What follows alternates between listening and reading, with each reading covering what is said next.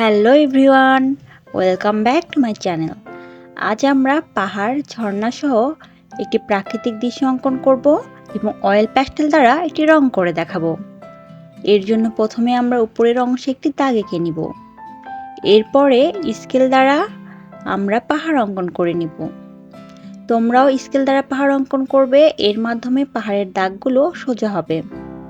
এরপর আমরা দ্বিতীয় পাহাড়টি অঙ্কন করব। দেখো, স্কেলের সাহায্যে 3 কোণা করে নিলেই আমাদের পাহাড় হয়ে যাচ্ছে।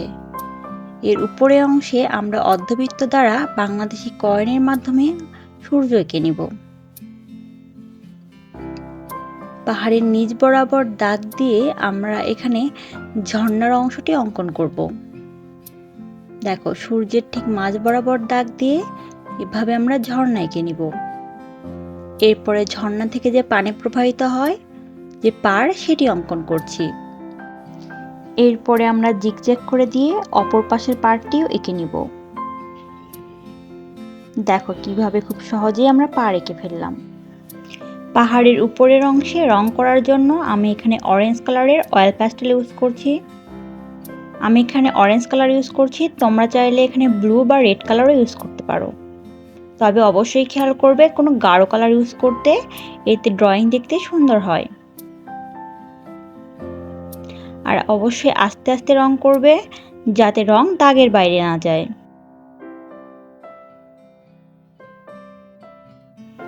পাহাড়ের উপরের অংশে রং করা আমাদের শেষ।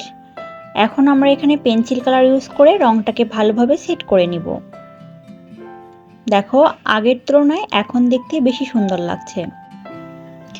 এরপর সূর্যের মাঝে আমরা হলুদ কালারের অয়েল পেস্টেল ইউজ করছি। এরপরে হলুদ কালারের পেন্সিল কালার ইউজ করছি। পাহাড়ের মাঝে আমরা সবুজ কালার ইউজ করছি। এখানে চাইলে তোমরা হালকা কালারের যে সবুজ কালার আছে সেটি ইউজ করতে পারো।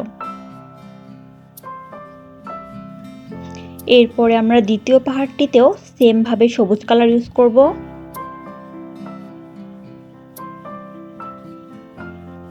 আমাদের অর্ধেক রং করা প্রায় শেষ হয়ে গিয়েছে এবং দেখো এটি দেখতে কতটা সুন্দর লাগছে। পাহাড়ের নিচের অংশে আমরা হলুদ কালার করছি। প্রথম অংশটাকে আমরা হলুদ কালার করব, এর পরের অংশটাতে আমরা কমলা কালার ইউজ করব এবং দুটি রং মিক্স করার কারণে এখানে মনে হবে ঝর্ণা থেকে পানি প্রবাহিত হচ্ছে এবং ছবিটি দেখতে রিয়েল লাগবে। এরপরে আমরা পেন্সিল কালার ইউজ করে রংটাকে ভালোভাবে সেট করে নিব। দেখো এখন দেখতে এটি কতটা সুন্দর লাগছে। এরপর আমরা পেন্সিল দ্বারা ছোট বড় করে এইভাবে দাগ এঁকে নিব।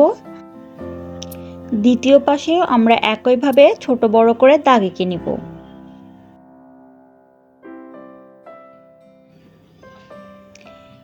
এরপরে আমরা এখানে পাড়ের অংশটাকে ডবল করে নিব, তাহলে পাড়টিকে রিয়েল মনে হবে। দেখো, অপর পাশেও একইভাবে আমরা এখানে ডবল করে নিব। পাড়ের দুই পাশে আমরা হালকা কালারের সবুজ কালার ইউজ করছি।